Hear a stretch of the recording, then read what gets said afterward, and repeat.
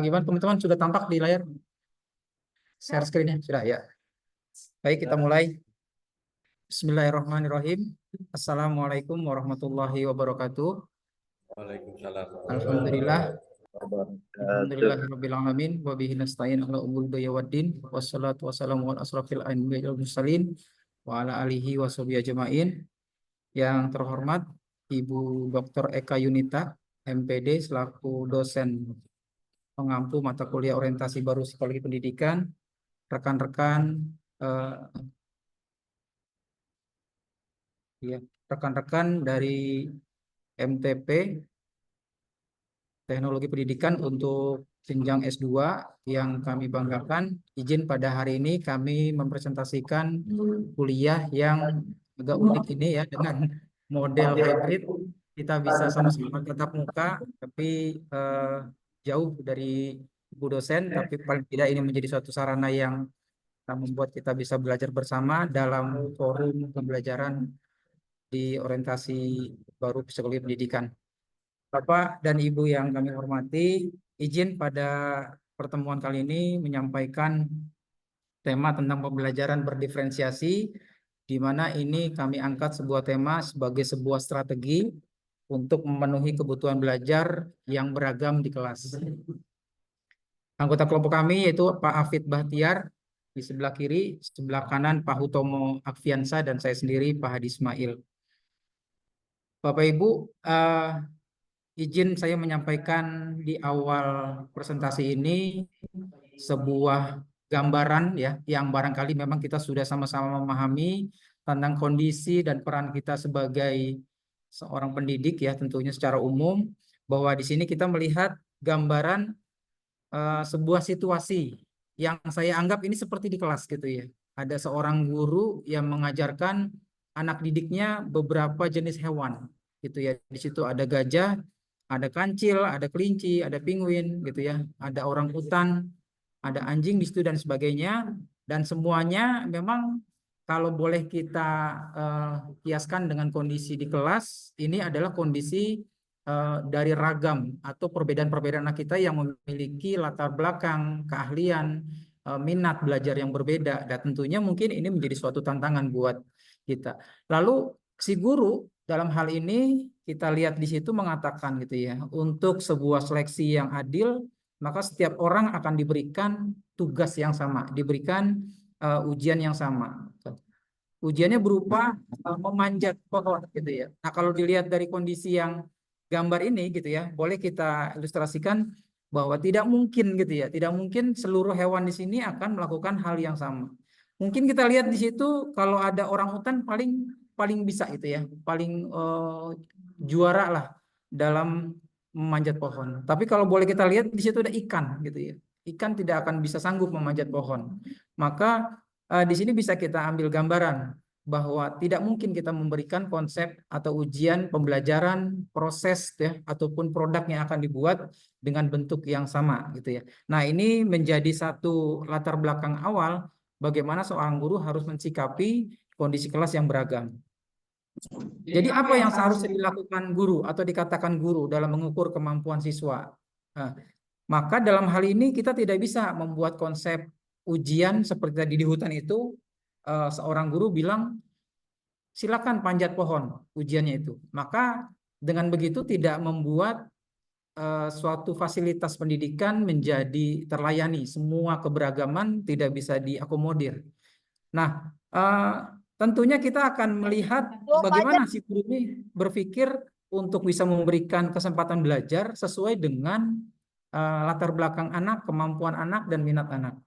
Jadi kalau boleh saya katakan hal yang tepat gitu ya, dengan kita melihat keberagaman di dalam sebuah hutan, maka yang seharusnya dikatakan guru adalah ujiannya adalah bagaimana cara Anda survive gitu ya, cara Anda selamat dari sebuah lingkungan yang dia tempati. Jadi kalau kita lihat ikan survive-nya dengan caranya dia renang ke dalam selokan air yang mungkin tempatnya di sela-sela batu dan sebagainya, itu berarti sesuai dengan keahlian dan kemampuan dari si anak itu. Ya kalau kancil berarti lari ke semak-semak yang jauh gitu ya. Mungkin barangkali kalau orang hutan naik ke atas pohon gitu. Nah, kita bisa melihat gambaran cerita ini sebagai bentuk bagaimana kita memperlakukan anak didik kita di lingkungan kelas yang kita ajar. Nah, Bapak Ibu yang saya banggakan, tujuan pembahasan pada kali ini yang pertama eh, kita mau menggambarkan ya bagaimana perkembangan dunia pendidikan ini sangat menuntut adanya sebuah perubahan ya dengan pendekatan pengajaran yang lebih humanistik. Jadi kita lebih mengenal anak-anak didik kita itu dengan berbagai macam keberagamannya. Datang ke sekolah, kita pengen melihat mereka itu betul-betul tampil prima gitu ya. Nah, itu membutuhkan satu konsep kesiapan diri dengan latar belakang yang tepat. Yang kedua, bikin pemahaman bahwa pembelajaran diferensiasi itu ya termasuk prinsipnya, strateginya, dan manfaatnya itu sangat membantu guru dalam memenuhi kebutuhan belajar. Jadi, kalau saya asumsikan di sini, kita paham betul nanti kebutuhan belajar anak, dari bagaimana kita merancang strategi gitu ya dan prinsip-prinsip yang akan kita gunakan serta manfaat dari konsep pembahasan pembelajaran berdiferensiasi ini menjadi suatu bentuk layanan gitu, implementasi di kelas yang memberikan kebutuhan belajar yang tepat. Yang ketiga, coba nanti kita sajikan langkah-langkah praktis Bapak Ibu ya, langkah-langkah praktis dan contoh-contoh penerapan pembelajaran berdiferensiasi. Karena sebagaimana kita tahu, kalau di kelas kita punya ada 30 anak berbeda, apa ada 30 RPP, 30 modul ajar. Nah, tentunya enggak seribet itu ya. Pasti ada satu cara, ada satu konsep yang bisa kita gunakan untuk bisa mengakomodir keberagaman, tapi tidak memberikan bentuk kerumitan bagi guru atau kita sebagai fasilitator di kelas. Lalu mendorong terciptanya kelas yang inklusif, ya. Sebagaimana kita tahu bahwa kelas inklusif itu ya bisa memenuhi kebutuhan belajar anak dari latar belakang apapun, dari gaya belajar anak yang seperti apapun. Jadi tidak ada pembedaan. Ya lawannya kan eksklusif, ya berarti ada pengkhususan.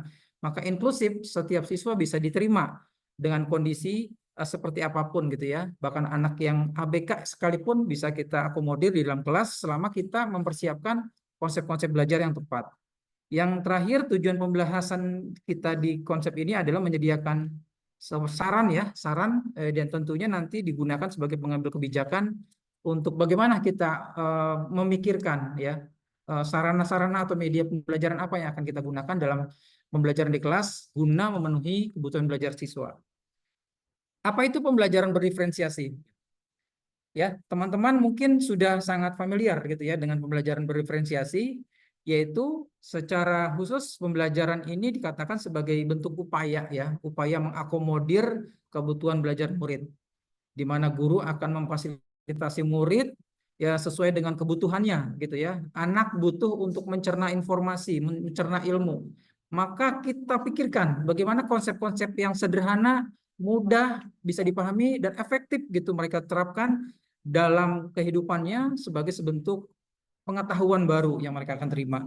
Ya karena murid sebagaimana kita tahu memiliki banyak karakteristik yang sangat berbeda dan ini juga didukung atau didorong oleh faktor-faktor dari pendidikan dia di rumah gitu ya, lingkungan sekolah, lingkungan keluarga dan sebagainya menjadi penentu. Maka oleh karena itu perlulah kita terapkan beberapa prinsip-prinsip dasar dalam pembelajaran berdiferensiasi. Yang pertama adalah fleksibilitas dalam pengajaran.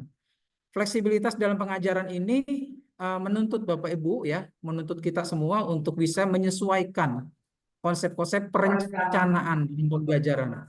Kita harus membuat satu sistem yang lebih fleksibel kepada anak tertentu. Kadang kita kesulitan melihat anak yang belajarnya sangat lambat gitu ya dalam menerima informasi untuk diproses, dikelola hingga menjadi pengetahuan baru. Tapi kita lebih pada anak-anak yang sudah lari cepat gitu ya menuju pencapaian pembelajaran. Nah, dalam hal ini fleksibilitas adalah tertumpu pada bagaimana kita merancang Bapak Ibu pembelajaran diferensiasi tepat dengan fleksibilitas yang sesuai dengan kebutuhan belajar di kelas. Lalu yang kedua, prinsip-prinsip yang harus kita ikuti keberagaman dalam strategi pembelajaran. Kata beragam ini ada banyak hal yang bisa kita kaji ya. Mungkin nanti akan coba dikupas ya. Salah satunya yang kita tahu nanti ada keberagaman dalam konten gitu ya. ada keberagaman dalam produk yang akan dibuat anak gitu ya, keragaman dalam proses, dan ada keberagaman dalam lingkungan belajar. Jadi 4 hal itu akan kita kemas menjadi satu konsep yang nantinya mengarah kepada perencanaan yang tepat dari beberapa keberagaman di kelas. Lalu yang ketiga, penyesuaian berdasarkan kesiapan minat profil belajar.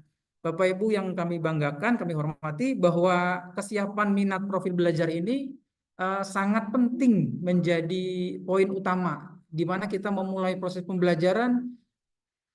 Kurang tepat rasanya kalau langsung menuju kepada materi-materi pembelajaran. Tapi kalau kita sudah mampu membuat satu asesmen ya yang mendiagnosa bagaimana minat, kesiapan profil belajar anak itu lebih tepat dengan pengaturan konsep peta-peta di kelas gitu ya, kita betul-betul punya siapa-siapa anak-anak yang lower gitu ya, middle dan higher gitu ya. Terus juga anak-anak yang mempunyai minat-minat dalam menggambar misalnya kan, menulis, atau misalnya membuat sebuah cerita gitu ya, ataupun dengan membuat sebuah peran-peran tertentu, maka itu sebagai bentuk informasi penting yang bisa kita jadikan untuk membuat proses perencanaan dalam proses pembelajaran yang tepat.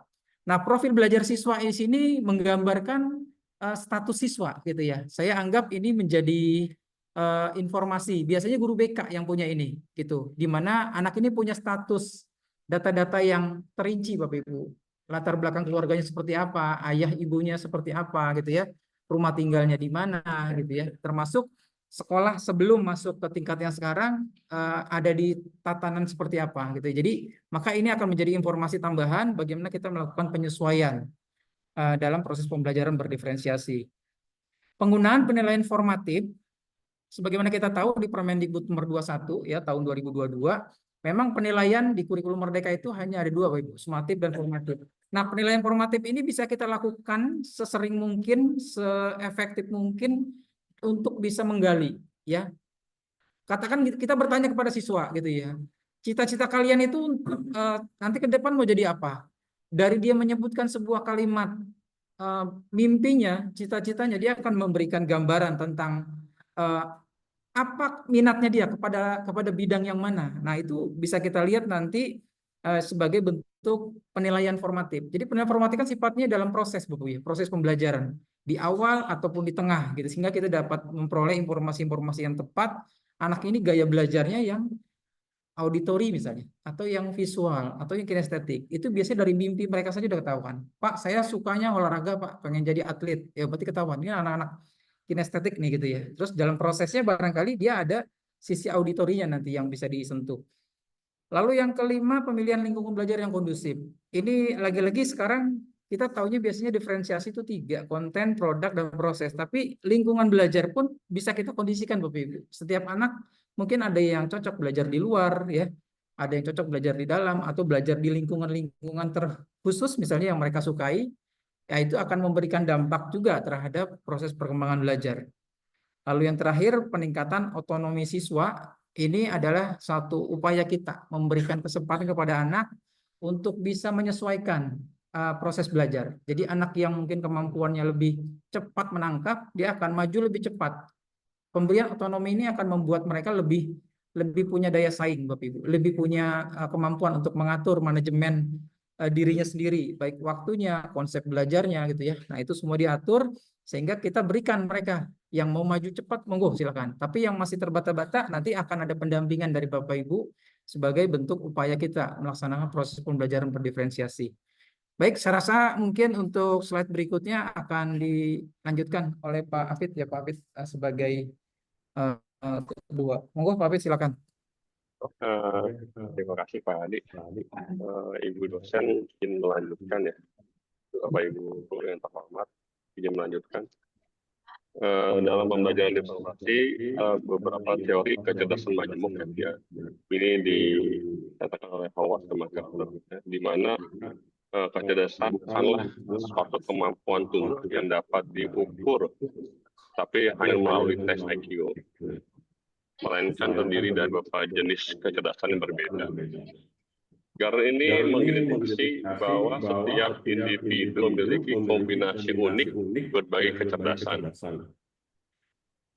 Dan variasi ini menunjukkan bahwa setiap orang memiliki cara belajar, memahami dan mengolah informasi yang berbeda. di mana teori ini menjadi dasar yang kuat Bapak Ibu ya, untuk pembelajaran berdiferensiasi, karena membantu guru untuk memahami bahwa setiap siswa memiliki potensi yang dan kekuatan unik yang perlu difasilitasi dengan pendekatan pelajaran yang beragam. Next. Oke, di sini ada 8 jenis kecerdasan dalam teori kecerdasan majemuk ya. Bapak Ibu, di sini yang pertama adalah kecerdasan linguistik BAL, di mana kemampuan yang tinggi dalam menggunakan bahasa untuk berkomunikasi, baik secara tertulis maupun lisan. Di siswa dengan kecerdasan tinggi ini lebih unggul dalam keterampilan membaca, menulis cerita, dan bertukar. Yang kedua adalah kecerdasan logis matematis, di mana kecerdasan logis matematis ini kemampuan untuk berpikir logis, memahami pola dan menangani operasi matematika yang kompleks. Siswa dengan kecerdasan ini biasanya lebih unggul dalam matematika, sains, dan pemecahan masalah. Yang ketiga adalah kecerdasan spasial, di mana kemampuan untuk kami ini memvisualisasikan dunia dalam gambar atau ruang 3 dimensi. Ini lebih unggul dalam aktivitas seperti menggambar, membaca peta, atau memahami grafik dan grafik. Yang keempat adalah kecerdasan kinestetik Bapak Ibu, di mana kemampuan ini lebih mengontrol gerak tubuh dan mengolah keterampilan motorik. Siswa yang memiliki kecerdasan kinetik biasanya lebih unggul dalam olahraga, menari, main peran, dan juga kegiatan fisik lainnya. Yang kelima adalah kecerdasan musikal, di mana kecerdasan ini memiliki kemampuan untuk mengenali, membedakan, dan mendapatkan pola suara atau musik, di mana siswa dengan kecerdasan musikal ini lebih mudah belajar musik atau dan lebih peka terhadap nada, ritme, ataupun melodi. Yang keenam adalah kecerdasan interpersonal, di mana dengan kecerdasan interpersonal ini siswa dapat mampu untuk memahami dan berinteraksi dengan orang lain. Siswa ini lebih unggul dalam bekerja sama kelompok, berkomunikasi visual, dan dapat juga mengenai emosi orang lain dengan baik. Yang ketujuh adalah kesan interpersonal, kecerdasan intrapersonal, di mana kecerdasan ini memiliki kemampuan untuk mengenali diri sendiri, memahami emosi, kekuatan, dan kelemahan pribadi. Siswa ini seringkali memiliki refleksi diri yang baik dalam belajar dan cenderung lebih baik dalam belajar. 8 adalah kecerdasan naturalis, di mana kecerdasan ini memiliki kemampuan untuk mengenali dan memahami pola-pola di alam, seperti klasifikasi hewan, tumbuhan, di mana siswa dengan kecerdasan ini biasanya memiliki minat tinggi pada lingkungan ilmu alam dan ilmu biologi.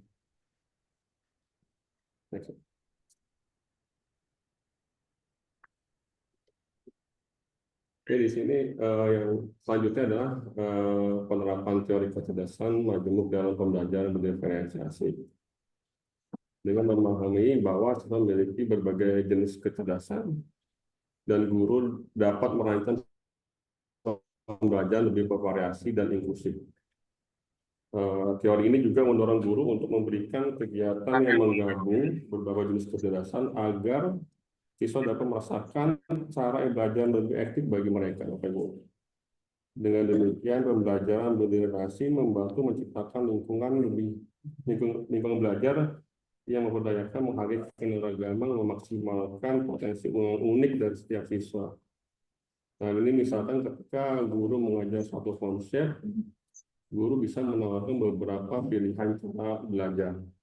Yang pertama adalah mendengarkan penjelasan atau kecerdasan linguistik ya, tadi yang menjelaskan. Yang kedua adalah membuat eksperimen sederhana atau kecerdasan kinestetik. di mana kecerdasan ini menggambar peta konsep atau kegiatan spasial. Yang ketiga adalah bekerja dalam kelompok atau kecerdasan interpersonal.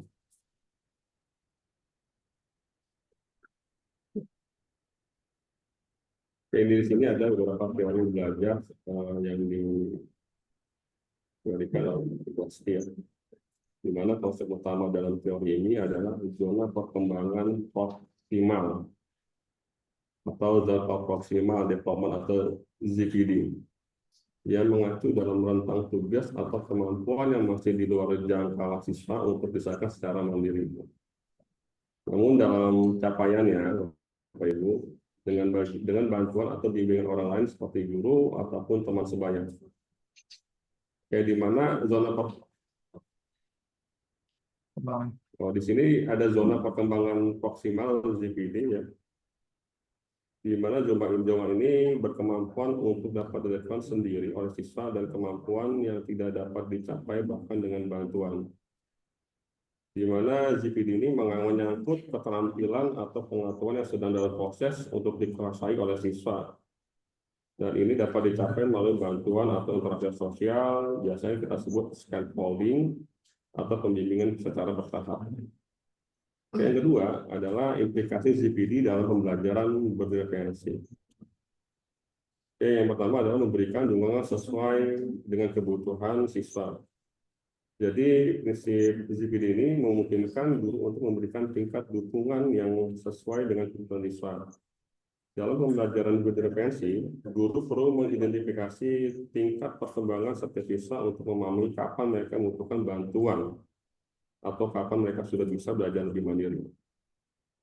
Yang kedua adalah penggunaan scaffolding atau pembimbingan secara bertahap, di mana berdasarkan ZPD ini, guru dapat memberikan bantuan sementara atau scaffolding sesuaikan dengan tingkat pemahaman siswa saat ini, Bapak Ibu. Misalkan dalam pembacaan masalah matematika yang sulit, guru dapat membantu siswa langkah demi langkah sampai siswa itu memahami polanya dalam pembelajaran matematika tersebut. Tiga adalah pengelompokan belajar berdasarkan kemampuan. Dalam konsep ZPD ini, mendukung pembelajaran kolaboratif dan mengelompokkan fleksibel di kelas, di mana siswa bekerja dalam kelompok kecil berdasarkan tingkat kesiapan ataupun kemampuan dari mereka, di mana mungkin kelompok-kelompok ini memberikan kesempatan kepada siswa yang lebih kuat untuk membantu teman sebayanya agar lebih berkembang yang lebih di awal, sehingga menciptakan pengalaman pembelajaran yang berkolaboratif dan saling mendukung. Keempat adalah penyelesaian tantangan yang sesuai dengan potensi siswa. Dalam berpembelajaran berdiferensi, tugas kegiatan diberikan perlu disesuaikan dengan ZPD setiap siswa, yakni berada di antara terlalu mudah ataupun terlalu sulit. Di sini guru dapat menyediakan pilihan kegiatan atau tantangan yang bertentangan berdasarkan kemampuan siswa, sehingga siswa dapat belajar dengan nyaman di dalam zona ZPD mereka. Yang kelima adalah peningkatan keterampilan belajar melalui interaksi sosial. Dalam teori Vygotsky, ini lebih menekankan pentingnya interaksi sosial, di mana pembelajaran berdiferensiasi sebaiknya melibatkan diskusi kelompok, proyek kolaboratif, ataupun tugas yang melibatkan komunikatif antara siswa.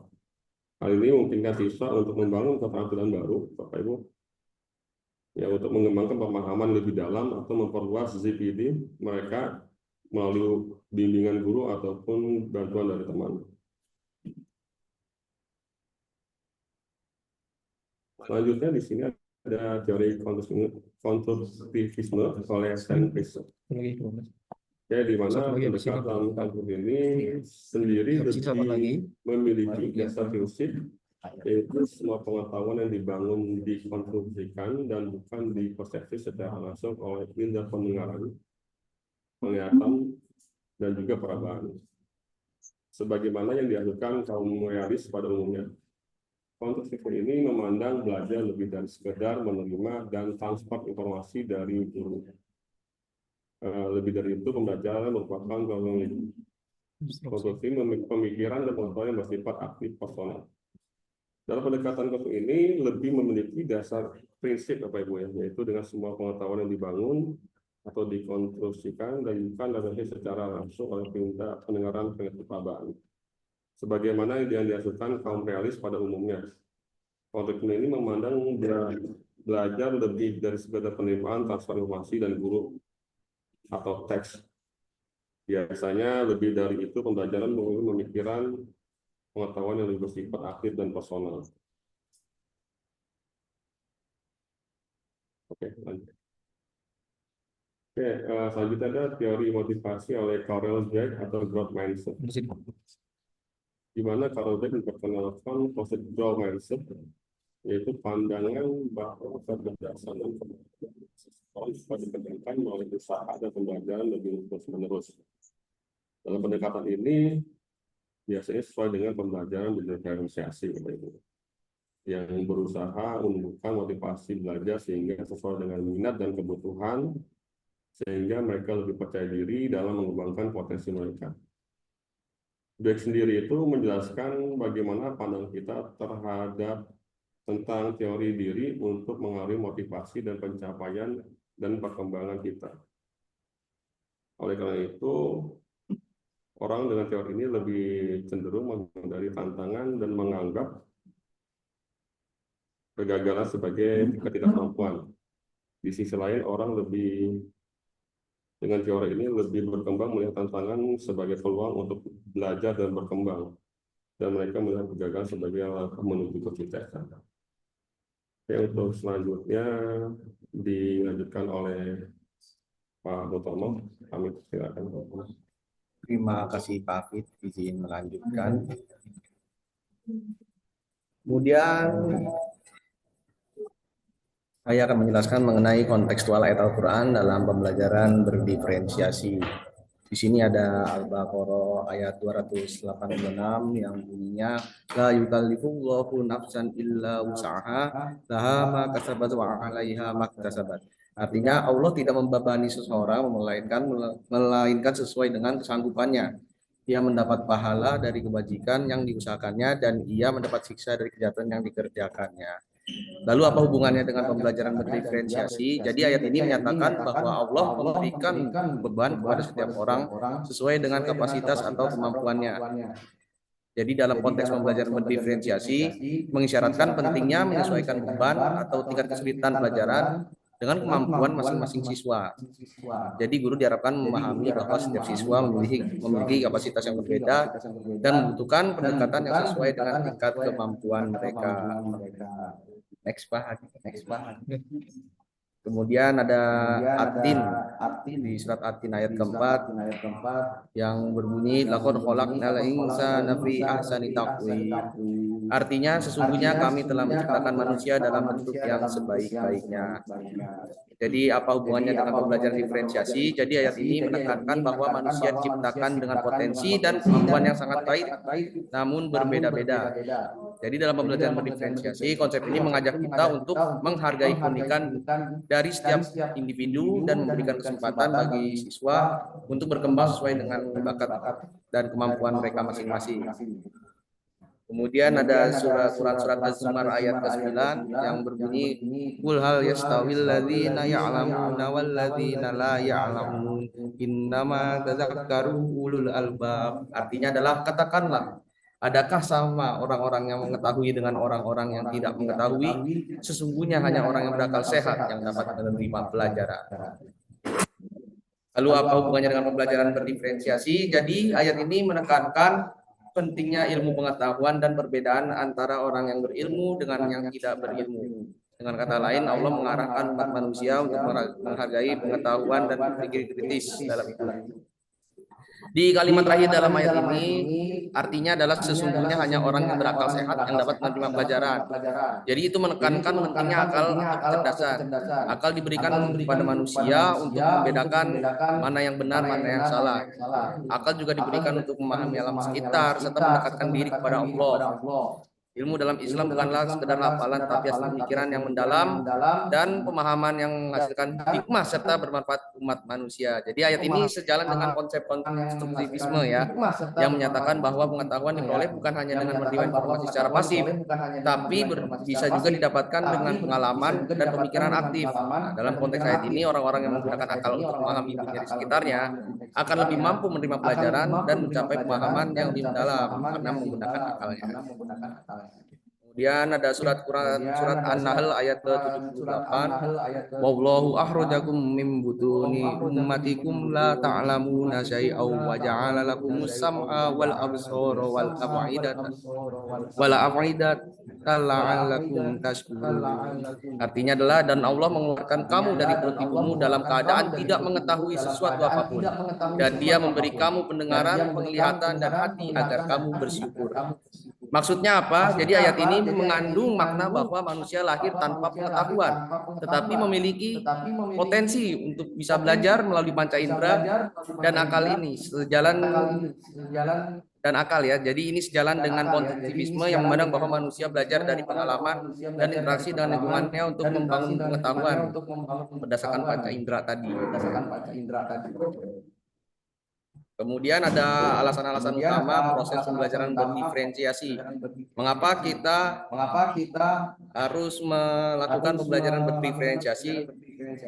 Nah, jadi yang pertama itu untuk memaksimalkan potensi setiap siswa. Jadi dengan mengakomodasi gaya belajar yang berbeda-beda, kemampuan yang berbeda-beda, seperti visual, ada yang suka dari auditor itu disuka melihat pendengaran atau kinestetik. Jadi pendidik dapat meningkatkan pemahaman siswa terhadap materi. Jadi ketika metode pembelajaran sesuai dengan preferensi belajar mereka, siswa jadi lebih memahami gitu, jadi lebih terlibat dalam menyerap informasi dengan lebih baik, sehingga membantu mereka mencapai potensi optimalnya. Jadi dengan mengetahui gaya belajar setiap siswa, maka guru dapat merancang pembelajaran sesuai dengan karakteristik siswa. Jadi guru dapat memaksimalkan potensi setiap siswa dalam kegiatan pembelajaran. Kemudian yang kedua adalah meningkatkan motivasi dan keterlibatan. Jadi menghubungkan materi pelajaran dengan minat siswa dan meningkatkan keterlibatan mereka dalam pembelajaran. Jadi itu bisa membuat siswa merasa bahwa apa yang mereka pelajari itu relevan dan menarik karena ada hubungannya dengan kehidupan mereka. Jadi mereka cenderung lebih termotivasi untuk berpartisipasi dan mengembangkan pemahaman yang lebih mendalam. Kemudian mendukung beragam tingkat kemampuan. Jadi kan tadi sudah dijelaskan oleh Pak Hadi bahwa tingkat kemampuan setiap siswa itu berbeda-beda ya. Jadi di setiap kelas kemampuan akademik siswa itu bervariasi. Ada yang belajarnya cepat, ada yang belajarnya biasa aja, ada yang belajarnya lambat. Jadi dengan menerapkan strategi pembelajaran yang berdiferensiasi, guru dapat menyesuaikan tingkat kesulitan materi sesuai dengan kemampuan individu. Jadi tidak ada siswa yang merasa tertinggal atau tidak tertantang. Jadi ini juga memungkinkan siswa dalam kebutuhan khusus atau kelebihan akademik untuk berkembang sesuai dengan kecepatan mereka. Kemudian pembelajaran berdiferensi juga membantu membangun kepercayaan diri siswa. Jadi ketika siswa merasa bahwa mereka dapat mengikuti pelajaran dan mencapai keberhasilan berdasarkan metode yang cocok untuk mereka, jadi kepercayaan diri mereka itu pun meningkat. Jadi kepercayaan diri ini penting dalam pembentukan karakter positif siswa yang siap menghadapi tantangan akademik dan kehidupan.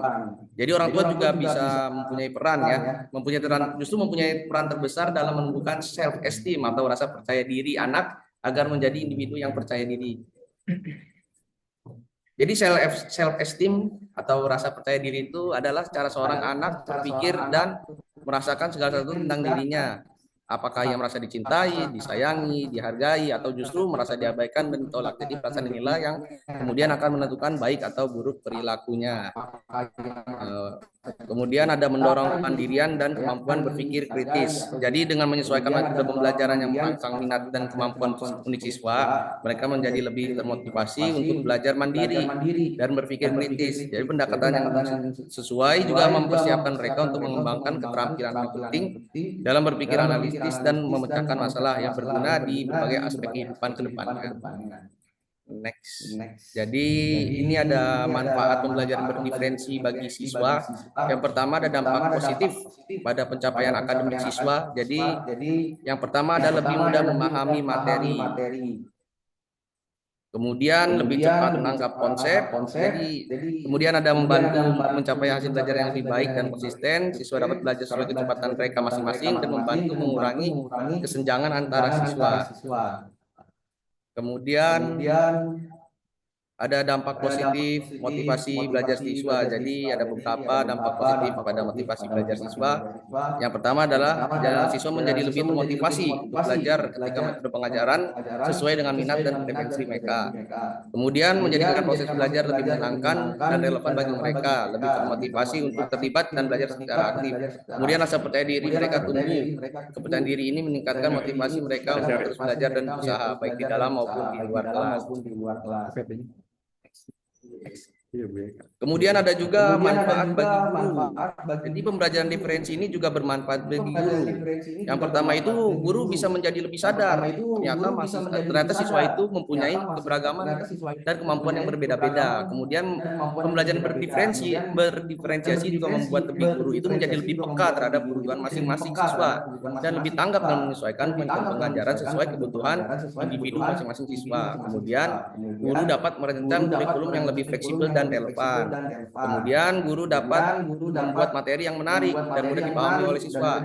Yang dampak positifnya itu ada di pencapaian akademiknya serta didik. Kemudian guru dapat mengidentifikasi strategi-strategi untuk menjaga keterlibatan siswa yang berbeda karakter dan kebutuhan, menciptakan lingkungan belajar kondusif dan inklusif bagi semua siswa. Nah, ini ada beberapa strategi pembelajaran berdiferensiasi. Di sini ada 4. Yang pertama, diferensiasi konten, diferensiasi proses, diferensiasi produk, dan diferensiasi lingkungan belajar. Untuk diferensiasi konten, itu maksudnya adalah konten itu kan adalah apa yang kita ajarkan kepada murid. Jadi konten dapat dibedakan menjadi tanggapan terhadap persiapan, minat, dan profit belajar murid maupun kombinasi dari ketiganya. Jadi guru perlu menyediakan bahan dan alat sesuai dengan kebutuhan belajar murid. Jadi kan tadi kan sudah dijelaskan tuh ada yang senangnya lewat visual, ada yang lebih senang lewat auditori, ada yang lebih senang kinestetik. Jadi tugas yang guru adalah menyediakan semua itu agar semua siswa dapat terfasilitasi gaya belajarnya. Ya. Kemudian ada diferensiasi proses. Jadi kalau diferensiasi proses itu mengacu pada bagaimana murid akan memahami atau memaknai apa yang dipelajari. Jadi diferensiasi proses dapat dilakukan dengan ada cara yang pertama yaitu menggunakan kegiatan berjenjang, atau cara yang kedua menyediakan pertanyaan pemandu atau tantangan yang perlu diselesaikan di sudut-sudut minat. Kemudian cara ketiga yaitu membuat agenda individual untuk murid. Jadi ada daftar tugas, variasikan lama waktu murid itu dapat diambil untuk menyelesaikan tugas.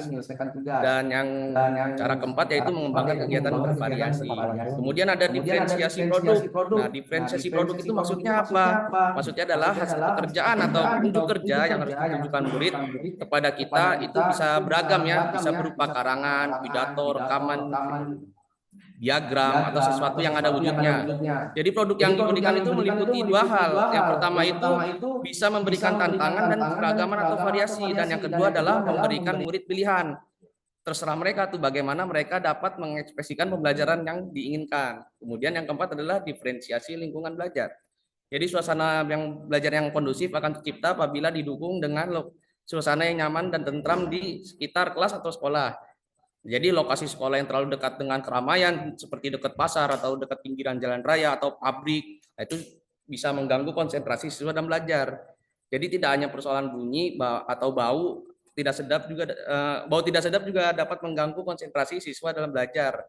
Jadi sekolah yang berada terlalu dekat dengan areal peternakan atau perkebunan, perkebunan karet, itu kan biasanya bau tuh. Nah, karena terganggu bau tuh jadi proses pembelajarannya juga bisa terganggu, konsentrasinya juga menjadi terganggu, akhirnya pembelajaran tidak kondusif. Nah, diferensiasi lingkungan belajar ini juga bisa dilakukan dengan cara lakukan variasi tempat belajar. Jadi gak selamanya harus di kelas terus. Misalnya kalau ada pelajaran IPA, kalau membahas tentang bagian tumbuhan, nah itu kan bisa keluar tuh lihat-lihat kebun dekat sekolah. Nah, itu langsung bisa diteliti tuh bagian-bagian tanamannya apa aja. Itu salah satu contohnya. Next. Jadi kesimpulannya adalah pembelajaran berdiferensi adalah strategi penting dalam pendidikan yang bertujuan untuk memenuhi kebutuhan belajar siswa yang beragam. Melalui pendekatan ini, guru dapat menyesuaikan berbagai aspek pembelajaran, mulai dari konten, proses, produk, hingga lingkungan belajar. Sehingga setiap siswa dapat belajar sesuai dengan gaya, minat, dan kemampuannya. Diferensiasi konten membantu siswa mengakses materi dengan cara yang paling sesuai dengan kemampuan atau minat mereka. Kalau diferensiasi proses memberikan variasi aktivitas yang memungkinkan siswa memahami materi atau melalui metode yang cocok dengan gaya belajar mereka. Kemudian diferensiasi produk memungkinkan siswa menunjukkan pemahaman mereka dengan hasil akhir yang sesuai dengan keterampilan dan minat mereka. Sementara itu, diferensiasi lingkungan belajar menciptakan suasana dan tata ruang yang mendukung kenyamanan serta keamanan emosional sehingga siswa merasa lebih bebas untuk belajar dan berekspresi. Terima kasih. Baik, Bapak Ibu, terima kasih kepada Pak Afif, Pak Utomo yang sudah cukup panjang menyampaikan mengupas pembahasan kita hari ini terkait dengan pembelajaran berdiferensiasi sebagai bentuk upaya memenuhi kebutuhan belajar siswa. Maka selanjutnya kami berikan kesempatan kepada Bapak Ibu untuk kita sama-sama berdiskusi, dan jika memang ada hal-hal yang perlu kita kuatkan, kita berikan penambahan-penambahan berdasarkan pengalaman masing-masing dari Bapak Ibu sebagai bentuk upaya kita menyempurnakan kembali gitu ya apa yang sudah kita dapatkan sebagai bentuk pengetahuan baru. Monggo dipersilakan Bapak Ibu, mungkin barangkali dibuka untuk dua pertanyaan dulu, nanti kita tambahkan kalau memang waktunya masih mungkin. Silakan Kang San.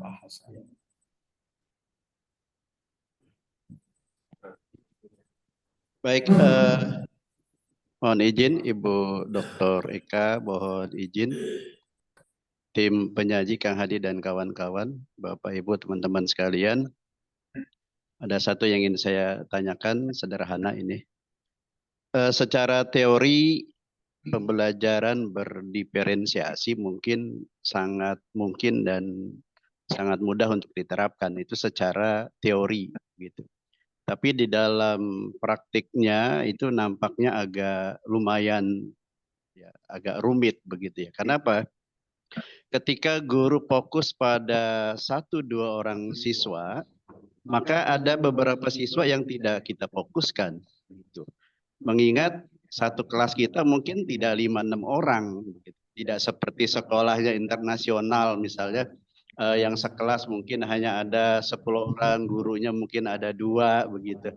Nah, di kita ini kan ya di sekolah negeri khususnya di Bekasi itu paling tidak siswa itu 36 siswa. Nah, ketika satu guru fokus pada 2-3 orang siswa, nah terus yang 33 siswa ini ngapain kira-kira, kan begitu, istilahnya begitu. Nah, kemudian yang kedua, berarti kita harus mengklasifikasi, mengkelompokkan kondisi karakter, termasuk mungkin tadi tingkat intelijensi anak-anak kita, tingkat kecerdasan. Nah, itu kira-kira kapan kita mengelompokkan tingkat kecerdasan anak-anak kita? Apakah di awal masuk sekolah atau mungkin setiap pergantian kelas gitu, atau setiap kenaikan kelas? Demikian, terima kasih Kang Adi dan teman-teman. Assalamualaikum warahmatullahi wabarakatuh. Waalaikumsalam warahmatullahi wabarakatuh. Baik, kami tampung dulu Bapak Ibu. Silakan untuk sharing untuk yang kedua. Silakan Pak Sabirin. Bismillah, Assalamualaikum warahmatullahi wabarakatuh. Pertama yang saya ingin pertanyakan, karena kita adalah Indonesia, negeri dengan jumlah umat Islam yang mayoritas, kemudian budaya ketimuran kita yang juga selaras dengan apa yang ada dalam agama kita. Dari 8 kecerdasan majmuk atau multiple intelligency yang digagas oleh Howard Gardner ini, kemana memasukkan kecerdasan religius? Karena sepertinya dari 8 kecerdasan ini, ya sepertinya kelewat itu. Ya, padahal nilai itu yang nggak bisa lepas dari kita secara pribadi maupun bernegara. Apalagi kita ngeliat di Pancasila pasal pertama ya, ketuhanan yang Maha Esa gitu ya. Yang kedua, nyambung dengan yang tadi terkait dengan pembelajaran berdiferensiasi. dengan kalau di SD misalnya dengan guru kelas jumlah pelajaran yang lumayan banyak, itu rasanya guru-guru di Indonesia itu adalah Superman, Superwoman, ya kan? Ya, kebayang mereka sendiri membuat sebanyak itu tools untuk belajar. Mengingat tadi setiap karakter juga harus diperhatikan dan dipenuhi juga gaya belajar mereka. Kalau di luar jumlah pelajaran kan nggak banyak, 4 misalnya. Walaupun nanti dalam satu pokok satu mata mapel itu dia ada subnya, misalnya science. Science itu ada matematika, IPA biologi, IPA fisika, IPA kimia, misalnya kan itu sub bahasanya muncul di situ. Tapi dia memang tidak banyak. Artinya kalau kita dulu pernah diberikan kurikulum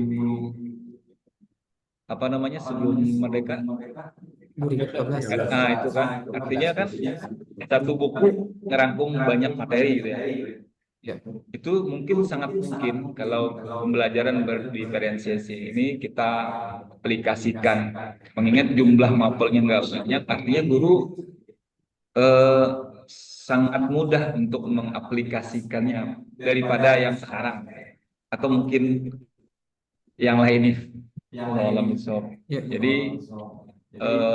bagaimana sih sebenarnya harusnya sebagai seorang guru, terutama yang di SD, unit-unit kecil, unit yang rendah itu, ngebuat pembelajaran berdiferensiasi itu benar-benar bisa terlaksanakan maksimal, supaya tadi apa yang diharapkan dari kurikulum ini benar-benar tercapai juga dengan maksimal. Terima kasih. Assalamualaikum warahmatullahi wabarakatuh. Waalaikumsalam warahmatullahi wabarakatuh. Ya, sementara dicukupkan dulu ya Bapak Ibu ya, untuk 2 penanya dulu. Nanti kalau ada waktu kita buka lagi penanya berikutnya. Oke, baik, saya rangkum sedikit tadi dari Pak Nur Hasan terkait dengan bagaimana guru mengatur fokus ya pada pembelajaran, gimana mungkin lagi menangani 1 anak 2 anak, tapi yang lainnya gimana gitu ya, seperti itu. Yang kedua, kapan kita menentukan kelompok dalam pembelajaran berdiferensiasi. Itu dari Pak Nur Hasan. Yang kedua dari Pak Sabirin terkait Howard Gardner yang lupa mencantumkan kecerdasan religius gitu ya. Ya, itu jadi kajian kita Bapak Ibu, apakah ada hal tertentu yang perlu kita diskusikan. Yang kedua, jadi bagaimana harusnya guru nih ya optimal dalam pembelajaran berdiferensiasi dalam pelaksanaan di lapangan seperti itu ya Pak. Dengan Lebih, kondisi pelajaran Indonesia yang lebih banyak, yang terutama di cukup SD. banyak ya. Oke, baik, barangkali dari Pak Utomo atau Pak Afid mau menjawab dulu dari pertanyaan Pak Merasan. Iya, Bisa. Keduanya, iya kapan? Oke. Nomor 1, bagaimana mengatur fokus guru? Nah, ini kapan? Baik, ya, mungkin dari saya dulu deh. Untuk dalam mengatur fokus ya, Kang Hasan, bahwa kegiatan pembelajaran diferensiasi ini memang sebagaimana kita tahu, kita mesti membuat berbagai macam konsep gitu. Dari apa yang saya pahami gitu ya, bahwa guru itu tidak mutlak membuat berbagai macam banyak perencanaan gitu ya, tapi kita mampu bisa memetakan kelas gitu ya. Jadi kelas itu penting sekali kita lakukan satu konsep pengelompokan gitu ya, walaupun mungkin tidak harus selalu berdasarkan gaya belajar gitu ya, bisa juga mungkin berdasarkan ya tadi minat gitu ya, atau berdasarkan memang skill mereka gitu ya, ataupun mungkin kalau mau di mix gitu ya, beberapa anak pun itu nggak masalah. Nah, biasanya kalau yang sudah pernah dilaksanakan itu kita mengatur fokus timing pengajaran. Jadi pengajaran itu ada beberapa hal. Misalkan gini, kita punya 3 kelompok besar gitu ya, lower, middle, dan higher gitu ya. Nah, kalau yang kita anggap bisa jalan sendiri kan yang higher gitu ya. Mereka yang sudah mempunyai kemampuan untuk bisa mengelola sampai mana, atau dia mau kejar secepat apa, mereka sudah bisa cepat. Maka yang biasanya dilakukan oleh guru itu, yang sudah higher ini suka diberikan tantangan lebih saja, diberikan satu bagaimana dia bisa mencapai target yang lebih tinggi gitu ya, itu udah bisa dilepas gitu ya. Nah, sementara untuk yang lower, karena ini memang butuh pendampingan lebih tinggi, itu biasanya belakang Pak gitu. Jadi yang lower ini kalau memang dimungkinkan untuk adanya kegiatan peer teaching, maka yang higher ini juga mendampingi yang lower di saat gurunya itu megang yang middle-nya dulu. Nah, jadi yang middle ini susah-susah gampang gitu ya. Jadi paham banget enggak gitu ya, tapi kencang banget enggak gitu ya. Gitu. Iya, betul. Kebanyakan yang rata-rata di middle gitu ya. Kalau kita lihat rata-rata adanya di situ. Maka anak-anak yang ini kita berikan pendampingan di awal dulu untuk diberikan konsep-konsep yang sudah penting gitu ya. Sampai nanti pada akhirnya kita tahu mereka betul-betul siap dengan proses dan keberagaman produk yang mau dibuat itu bisa berjalan gitu. Jadi fokus di middle-nya di awal. Setelah kita melakukan tadi ya proses pembentukan kelompok, maka baru lanjut setelah si kelompok yang tengah jalan ini, yang lower tadi yang butuh pendampingan secara intensif dan lebih khusus, maka itu yang kita drill Bapak Ibu. Jadi kita kenali betul kelemahan-kelemahan mereka, di mana kesulitan belajar mereka pada poin-poin mana itu yang harus kita temukan. Maka biasanya anak-anak seperti ini, kalaupun di kelas tidak memungkinkan untuk diberikan pemberian materi secara bersama, maka dia ada tambahan suplemen gitu Pak. Waktu tambahan, materi tambahan, atau rentang waktu yang mungkin lebih panjang gitu dengan kesepakatan tersendiri gitu ya. Jadi sebetulnya memang kalau kita anggap guru super hebat gitu ya, bisa menangani seluruh 36 siswa, nggak mungkin gitu ya, sangat nggak mungkin. Tapi kalau kita kenal pemetaannya jelas dari awal, di awal sudah kita lakukan proses. Makanya kalau saya umumnya misalnya masuk ke dalam kelas itu nggak satu pertemuan atau dua pertemuan pertama itu nggak ujuk-ujuk ini konsep materinya, silabusnya begini-gini, enggak Pak. Jadi langsung pertama itu memang mengenali anak dulu, betul-betul dari cara mereka kita sentuh, bercerita, ayo silakan, apa minat kamu, kesukaan kamu di mana, terus apa kebiasaan sehari-harinya, terus orang tuanya biasanya mengajarkan apa, karena lingkungan keluarga juga memberikan dampak gitu ya. Biasanya anak-anak, misalnya bapak ibunya dosen matematik, biasanya anaknya nggak jauh-jauh tuh, kemampuan berhitungnya kenceng gitu ya, cepet. Kayaknya seperti ini potensi di kelas gitu. Kita kenali bahwa ini anak yang bisa memberikan imbas kepada teman-teman yang lain gitu. Terus kita kenal lagi, ini anak mungkin latar belakang pendidikan orang tuanya juga masih minim gitu ya, rendah, ekonominya juga rendah. Ini yang butuh perhatian. Jadi dia termasuk anak yang butuh asupan suplemen tadi gitu ya. Maka dengan kita punya informasi profil siswa itu tadi, maka kita dapatkan tuh bagaimana treatment yang baik, yang tepat, strategi yang sesuai dengan apa yang harus kita lakukan. Maka produk ataupun proses ataupun konten yang mau kita sampaikan, ya tentu itu jadi hal yang berbeda.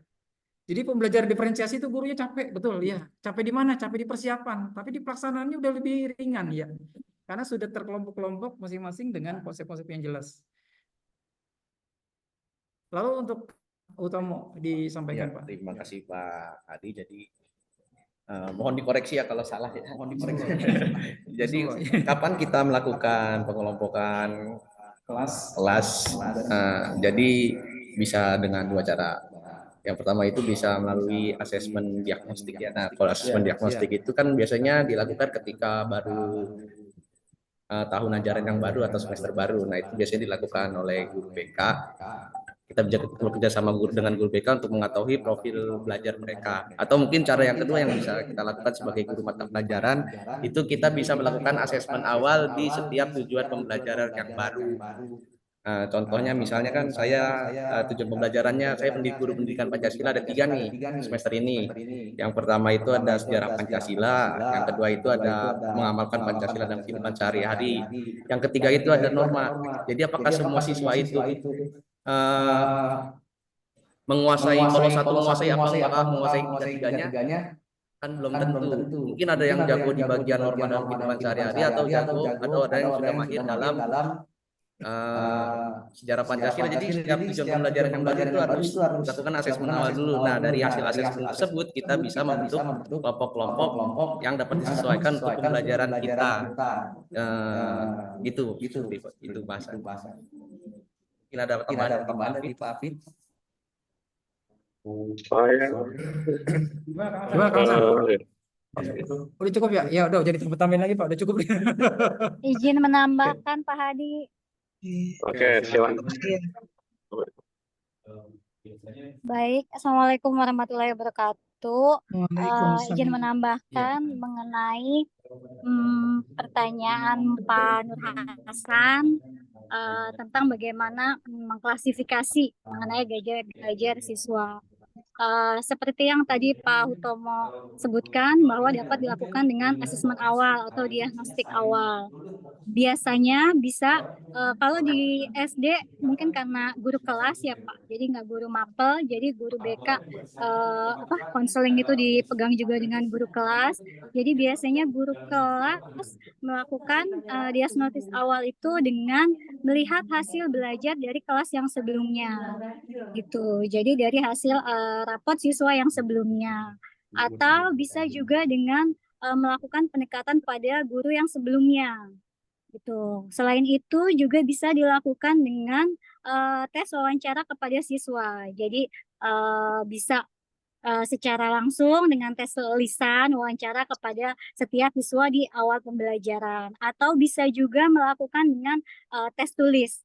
Jadi membuat instrumen ataupun soal-soal yang bisa dikerjakan siswa di awal pembelajaran dimulai.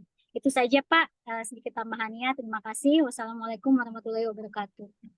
Waalaikumsalam warahmatullahi wabarakatuh. Terima kasih. Bu Ragil buat tambahannya. Iya. Oh, kalau moderator cabutan begini Bu Pak. Ya. Maaf Bu dosen, tadi karena kondisinya blended ya, ini satu di ruangan, satu di online. Jadi saya tidak mengakomodir yang di online gitu ya.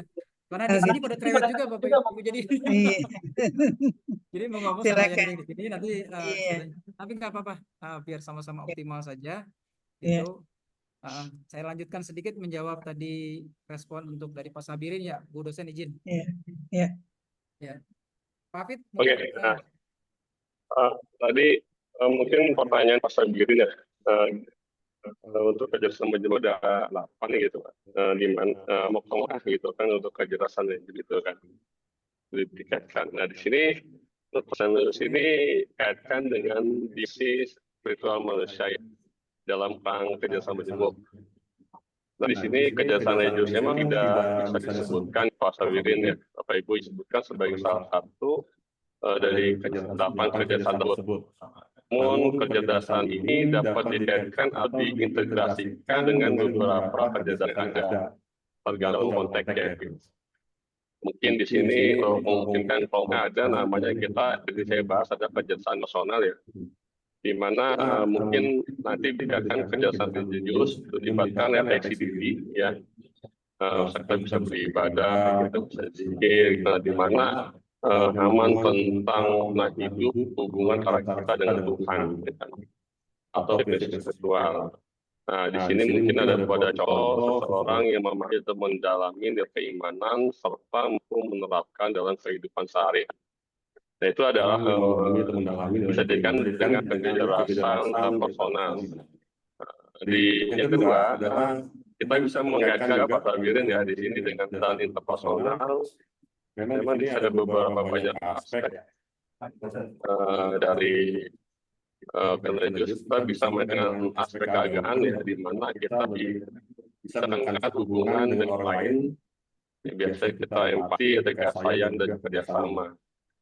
Mungkin contohnya pemimpin agama yang membangun komunikasi dan hubungan yang banyak komunikasi.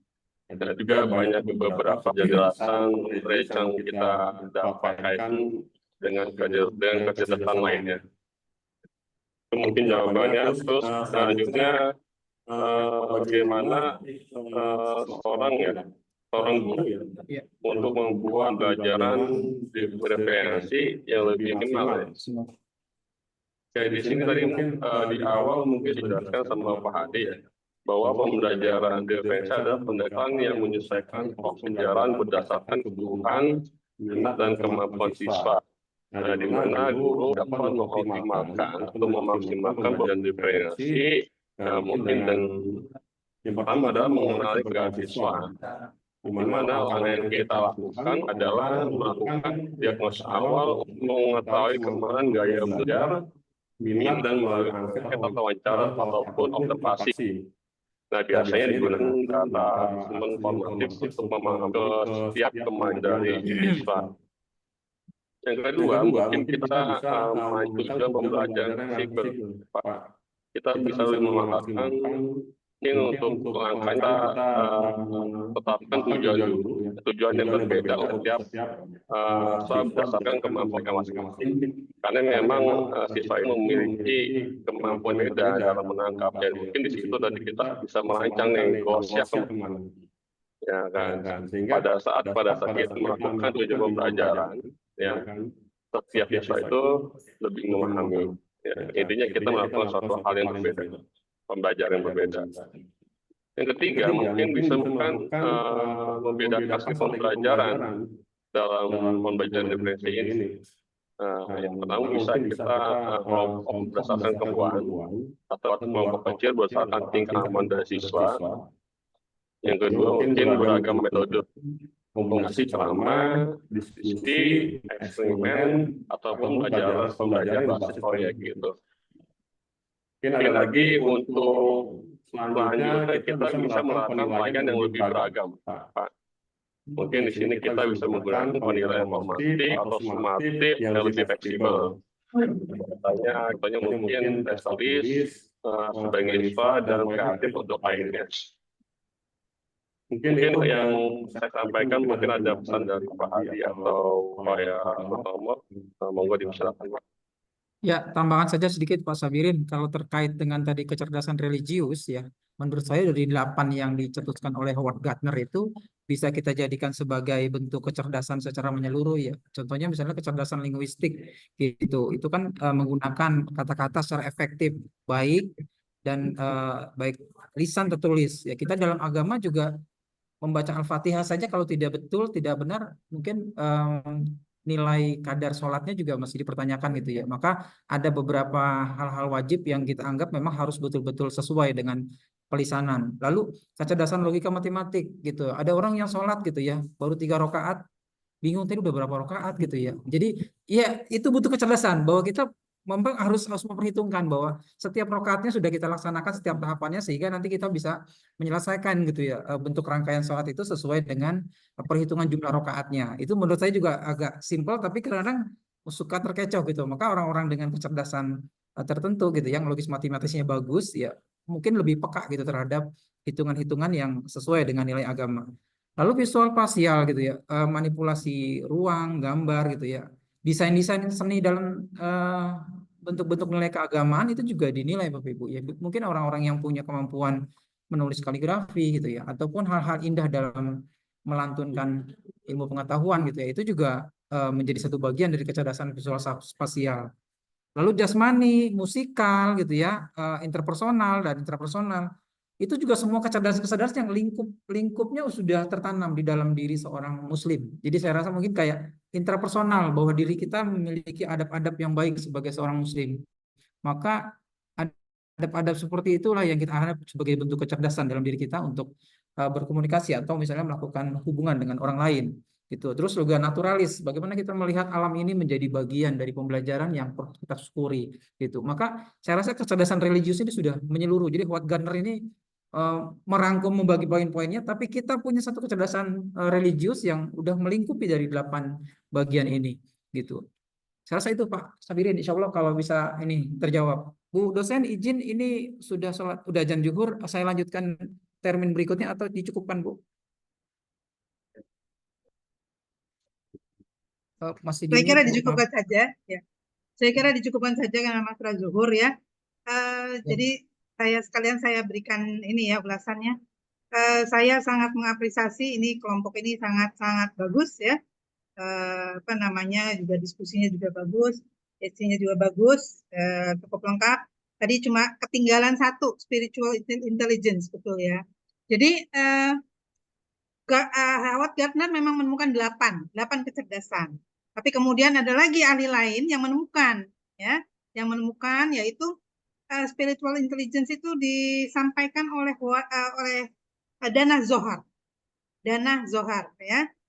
Jadi dia mengatakan spiritual intelligence is defined as the human capacity to ask question about the ultimate meaning of life and the integrated relationship between us and the world in which we live. Ya, jadi memang pengertian religius itu sesuatu yang benar-benar beyond the logic, beyond apa namanya feeling. Jadi benar-benar memang tingkat tinggi ya. Nah, di dalam bukunya Spiritual Intelligence, silakan dicari ya. Itu bukunya sudah cukup lama, itu tahun 2000-an ya kalau nggak salah, itu nggak lama dari Goleman ya.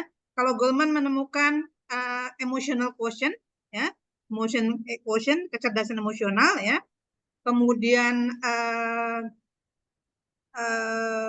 satunya lagi Paul Stokes menemukan adversity quotient ya, adversity quotient, jadi kecerdasan adversitas gitu ya. Nah, nanti mungkin ada yang harus mempresentasikan nih ya. Jadi yang kelompok berikutnya silakan dicari kecerdasan spiritual Dana Zohar, kecerdasan emosional itu si Goleman, David Goleman tulisannya ya. Kemudian berikutnya kecerdasan adversitas itu Paul Stokes ya. Kecerdasan adversitas ini adalah kecerdasan di mana yang dimiliki oleh seseorang di mana dia bisa mengubah ya, mengubah frame, mereframe, mengubah konsep, mengubah kondisi kesulitan, hambatan ya. Itu dia ubah bahwa itu bukan kesulitan, itu adalah peluang. Nah, gitu ya. Tantangan atau peluang. Jadi bukan jadi hambatan itu bukan kesulitan, tapi peluang atau tantangan gitu. Nah, ini kecerdasan adversitas menurut Paul Stokes ya. Nah, kalau kecerdasan emosional silakan, itu sudah banyak sekali, dan kecerdasan emosional ini sangat-sangat mendasar, sangat diperlukan ya, apalagi saat ini ya, terutama kalau kita menghadapi Gen Z sekarang ini ya, generasi Z sekarang ini, dan untuk guru-guru yang memang harus melakukan pembelajaran berdiferensiasi, itu kecerdasan emosional sangat-sangat diperlukan gitu ya.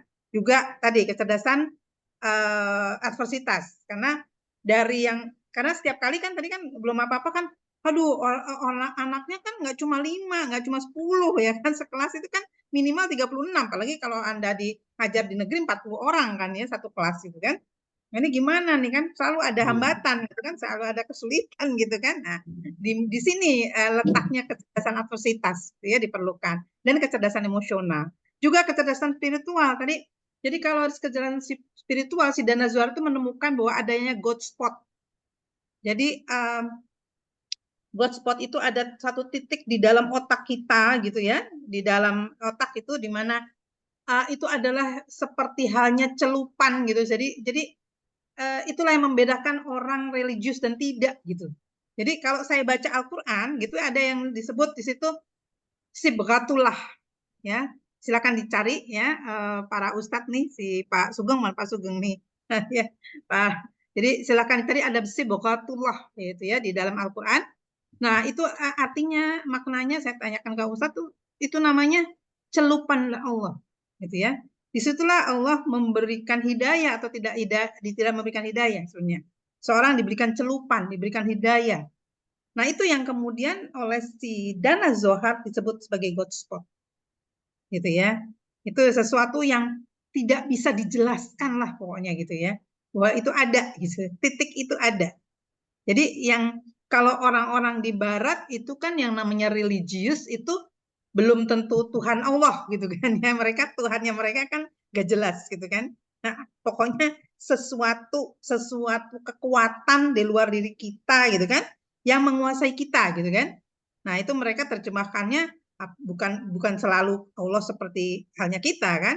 Mereka bisa aja apapun gitu kan. Tapi bahwa ada kekuatan di luar diri kita yang menguasai diri kita yang maha gitu ya. Nah, itu yang mereka percayai. Nah, itu di situ Dana Zohar itu mengatakan bahwa itu ada God spot, di mana manusia tuh punya God spot, di mana manusia akan menemukan titik itu gitu ya.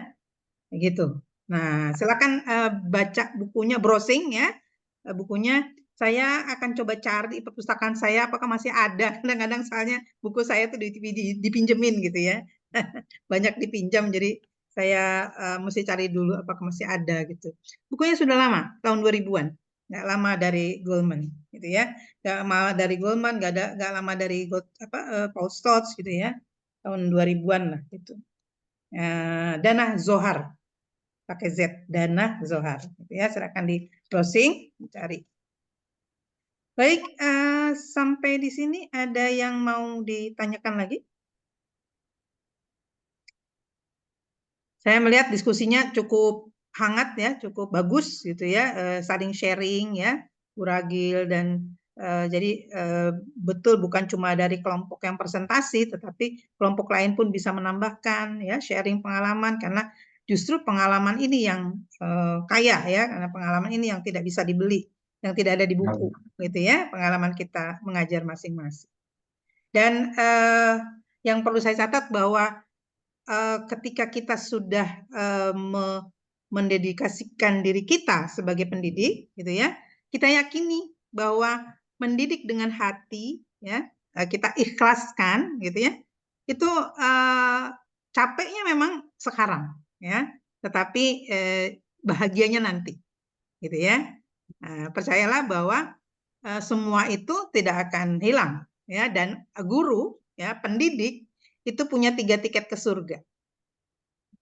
Punya 3 tiket, orang lain nggak punya. Ya.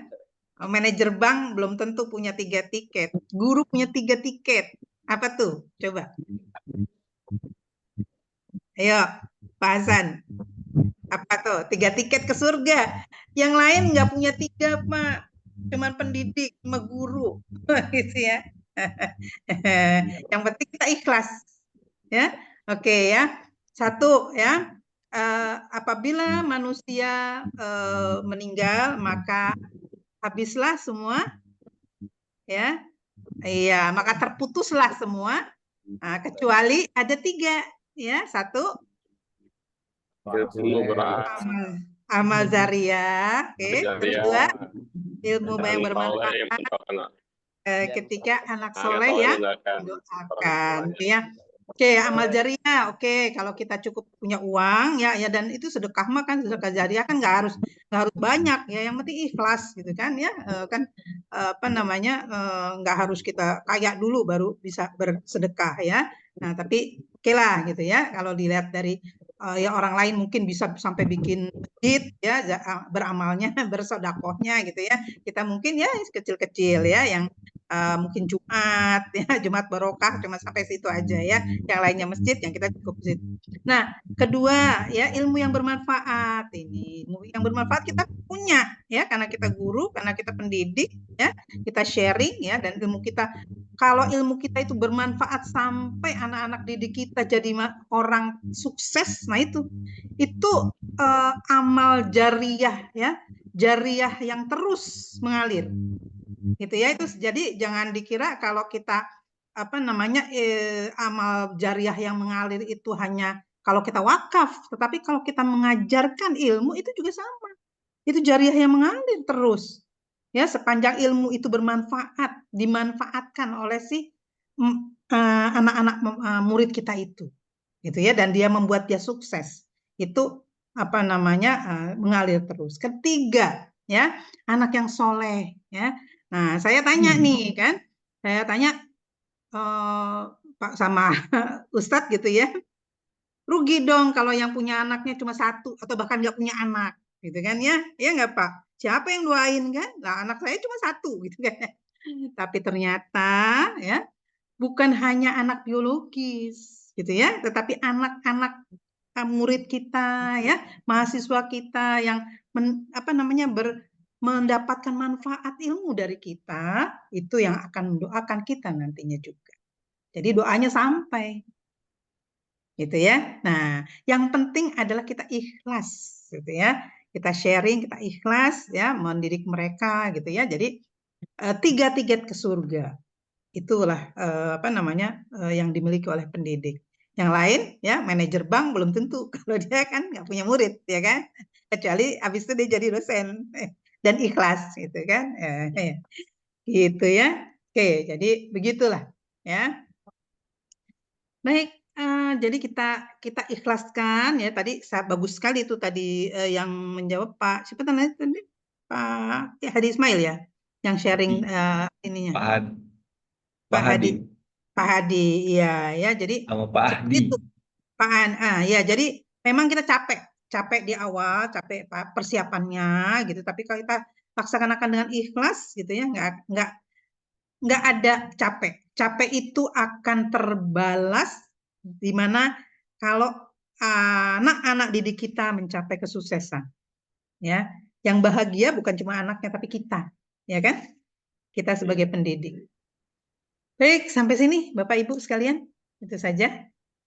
Ada lagi yang mau ditanya?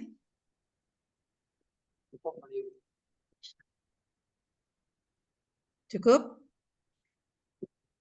Masih ada yang mau ditanya? Kalau tidak ada, kita bisa sudahi pekan depan. Siapa yang akan presentasi kelompoknya silahkan dipersiapkan. Kemudian yang belum mengirimkan makalah, ya, saya tunggu malam ini, ya. Baik, Bapak Ibu sekalian, silakan ditutup. Assalamualaikum warahmatullahi wabarakatuh. Waalaikumsalam warahmatullahi wabarakatuh. Waalaikumsalam warahmatullahi wabarakatuh. Ya, baik. Terima kasih teman-teman dan buat Bu dosen atas penguatan dan bimbingannya. Mudah-mudahan apa yang kita bahas hari ini bermanfaat dan menjadi tambahan pengetahuan buat kita semua. Terima kasih buat semua kontribusi positifnya. Kami akhiri billahi taufiq wal hidayah. Assalamualaikum warahmatullahi wabarakatuh. Waalaikumsalam warahmatullahi wabarakatuh. Terima kasih Bu dosen. Sama-sama, Brakil dan lainnya. Terima kasih, Bu. Mati laptop saya. Baik, terima kasih. Telif ya. Oke.